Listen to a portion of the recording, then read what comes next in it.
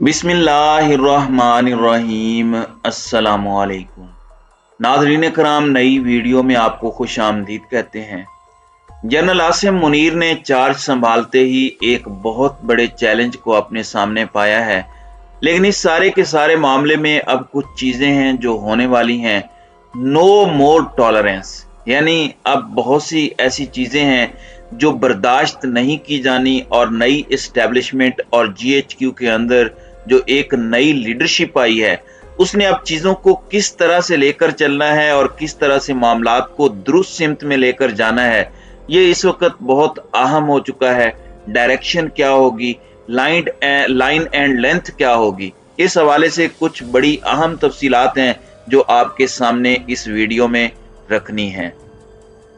नाज़रीन कराम, जनरल सैयद आसिम मुनीर पाकिस्तान की अफवाज के 17वें आर्मी चीफ ऑफ स्टाफ की हैसियत से कमान संभाल चुके हैं, और जीएचक्यू के अंदर ये एक इंतहाई पुरवकार तकरीब हुई, और इसके मेहमान खुसूसी सुबुकदोश होने वाले army chief general Qamar Javed Bajwa थे। इसमें chairman joint chief of staff committee, मुसल्लह अफवाज के सरबराहान, सीनियर हाजिर सर्विस और रिटायर्ड फौजी अफसरान, उनकी फैमिलीज, फेडरल सेक्रेटरीज और इम्पोर्टेंट मिनिस्टर्स, जिनमें काबिल जिक्र राना सनाउल्लाह, बिलावल भुट्टो जरदारी, इसहाक डार, वजीर इत्तलात मरियम औरंगजेब, ये सब इस तकरीब में शामिल थे। और यहाँ पर जनरल कमर जावेद बाजवा ने खिताब भी किया। उन्होंने कहा कि वो अनकरीब गुमनामी में चले जाएंगे, वो मेन स्ट्रीम से पीछे हट जाएंगे, लेकिन फौज से रूहानी रवाबित हमेशा उनके कायम रहेंगे। और उन्होंने नए आर्मी चीफ को मुबारकबाद भी दी और कहा कि पाक फौज के साथ उम्र भर की रफाकत की तकमील के मौके पर अल्लाह ताला का शुक्र गुजार हूं कि उसने मुझे अजीम फौज में मुलाजमत का मौका दिया और एक बड़ी बामकसद जिंदगी अता की। और उन्होंने ये बात कही कि कुछ देर में आर्मी चीफ की कमान संभालने वाले जनरल आसिम मुनीर को दिल की गहराइयों से मुबारकबाद पेश करता हूँ। 24 साल पुरानी रफाकत है जनरल आसिम मुनीर से, और ये बड़े काबिल ऑफिसर हैं। मेरा 44 साल सफ़र इख्तिताम पजीर हो चुका है। और इसके साथ ही साथ उन्होंने कहा कि फौज की जो भी कामयाबियां होंगी उस पर मुझे खुशी होगी, और फौज पर जब भी मुश्किल वक्त आएगा तो मेरी दुआएं इनके साथ होंगी। अब जनरल कमर जावेद बाजवा मुकम्मल प्रोटोकॉल के साथ जीएचक्यू से रुखसत भी हो चुके हैं, और जनरल आसिम मुनीर और जनरल साहिर शमशाद मिर्जा ने इन्हें बाकायदा तौर पर जीएचक्यू से रुखसत किया है।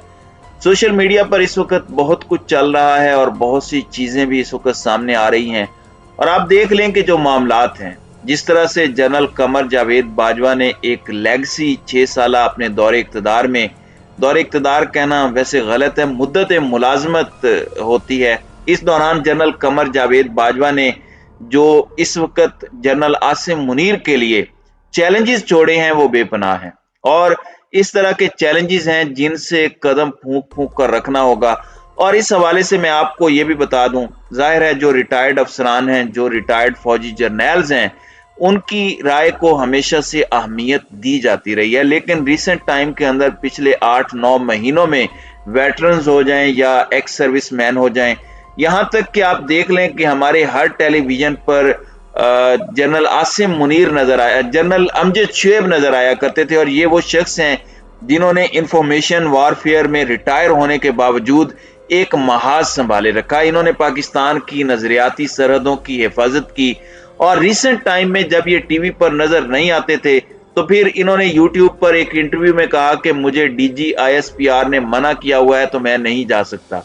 लेकिन एक चीज बड़ी वाज़ेह है कि पूरी जिंदगी फौज में सर्व करने वाले ये जो जर्नैल हैं, ये जो एक्स सर्विस मैन है, ये जो रिटायर्ड अफसरान हैं, इनके दिल अपनी फौज के साथ, अपने मुल्क के साथ धड़कते हैं। और अगर ये कभी कंस्ट्रक्टिव क्रिटिसिज्म करते भी हैं तो इनके क्रिटिसिज्म को बड़ा पॉजिटिवली लेना चाहिए, और अगर इनके क्रिटिसिज्म को पॉजिटिवली लिया जाता पिछले 8-9 महीनों में, और इसे तनकीद बराए इस्लाह समझा जाता और अपना बड़ा समझकर इनकी चीजों को कंसिडरेशन में लाया जाता, तो शायद आज वो सारे चैलेंजेस नए आर्मी चीफ की झोली में ना डाले जाते जो डाल दिए गए हैं। अब यहाँ पर ایک چیز بڑی واضح ہے، جنرل امجد شعیب نے بھی یہ بات کہی ہے کہ جو مرضی ہو جائے، فوج نے بہت قربانیاں دی ہیں پچھلے 6 سال کے اندر۔ پہلے نواز شریف باقاعدہ طور پر ڈائریکٹلی نام لیتے رہے جنرل باجوہ کا، جنرل فیض حمید کا، فوج کے خلاف مریم نواز نعرے لگواتی رہیں، تو فوجی جوان کو احساس ہوتا تھا کہ ہم جانیں دے رہے ہیں اور ہمارے خلاف یہ سب ہو رہا ہے۔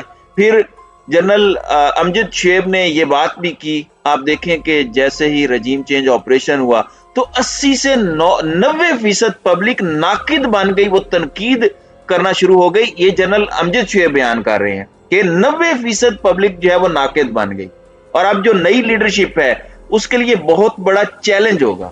ایک جانب تو اب بہت سی چیزیں واضح ہو جائیں گی، بہت سی چیزیں کلیئر ہو جائیں گی۔ اب یہاں پر چینج آف کمانڈ میں باڈی لینگویج کو بھی اہمیت دی جا رہی ہے۔ سوشل میڈیا پر اس وقت اس پر بہت زیادہ ڈیبیٹ ہو رہی ہے، اس پر ڈسکشن ہو رہی ہے کہ جو باڈی لینگویج تھی اس میں جنرل قمر جاوید باجوہ نے جب چھڑی دی تو انہوں نے بڑھ کر گلے لگایا جنرل عاصم منیر کو، جبکہ جنرل عاصم منیر اپنی جگہ پر کھڑے رہے۔ ظاہر ہے وہ نئے آرمی چیف ہیں اور ایک ڈیکورم ہے، جبکہ جنرل باجوہ ریٹائر ہو رہے ہیں۔ اس کے بعد جنرل باجوہ سر ہلاتے ہوئے آگے بڑھ گئے۔ یہ وہ ویژول سے جو اس وقت سوشل میڈیا پر بھی کافی ڈسکس ہو رہے ہیں۔ میں یہ سمجھتا ہوں کہ جو بھی آرمی چیف آتا ہے وہ اپنی ٹیم لاتا ہے، یہ ایک ٹریڈیشن ہے، یہ ایک کمفرٹ لیول ہوتا ہے، ایک کام کرنے کا طریقہ کار ہوتا ہے۔ اب جنرل عاصم منیر کے بارے میں ویسٹرن میڈیا ہو یا انڈین میڈیا، وہ پہلے ہی آگ بگولا ہو چکا ہے کہ ایک ملا جنرل آ چکا ہے پاکستان میں، یہ حافظ قرآن ہے، اس وجہ سے انہیں مرچیں لگی ہوئی ہیں۔ بھائی یہ تو ایک منفرد اعزاز ہے، اور بطور حافظ قرآن میں یہ سمجھتا ہوں کہ یہ بہت بڑی سعادت ہوتی ہے، یہ اللہ تعالیٰ کا کرم ہوتا ہے کہ آپ کے سینے میں خدا تعالیٰ نے قرآن پاک، قرآن کریم، فرقان حمید کو محفوظ رکھا ہوا ہے، تو آپ ان محافظوں میں سے ہیں۔ تو اب وہ صرف نظریاتی سرحدوں کے محافظ نہیں ہیں، بلکہ وہ پاکستان کی حقیقی باؤنڈریز کے بھی محافظ ہیں۔ اب ٹیم تو چینج ہوگی۔ جنرل امجد شعیب نے یہ بات بھی کہی ہے کہ جنرل عاصم منیر کو اب بہت سے چیلنجز فیس کرنا پڑیں گے، اور وہ چیلنجز نظر آئیں گے تو ہی معاملات درستگی کی طرف جائیں گے، معاملات ٹھیک ہونے کی طرف جائیں گے۔ انہیں زیرو ٹالرنس کی پالیسی اپنانی ہوگی۔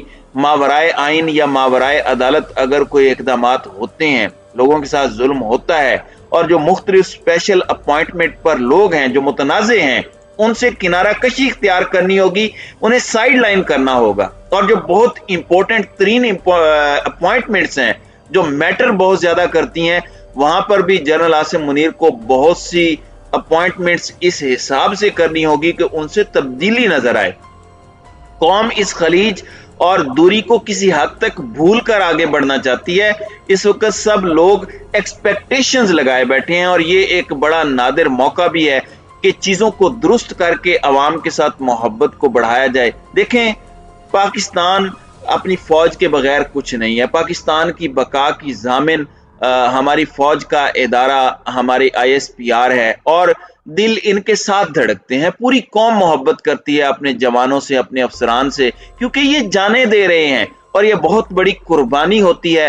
اسے زبان سے بولنا یقیناً آسان ہے، لیکن عملاً بڑا مشکل۔ یقیناً فوج اپنی عوام کے بغیر کچھ نہیں، اور عوام فوج کے بغیر کچھ نہیں ہے۔ حقیقی آزادی حاصل کرنی ہے، مگر اپنے انسٹیٹیوشنز کی قیمت پر نہیں۔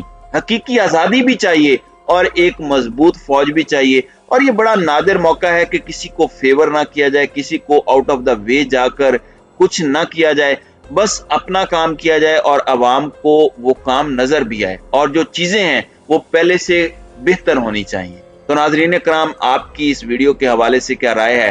آپ اپنی رائے کا اظہار کامنٹ سیکشن میں ضرور کیجیے گا۔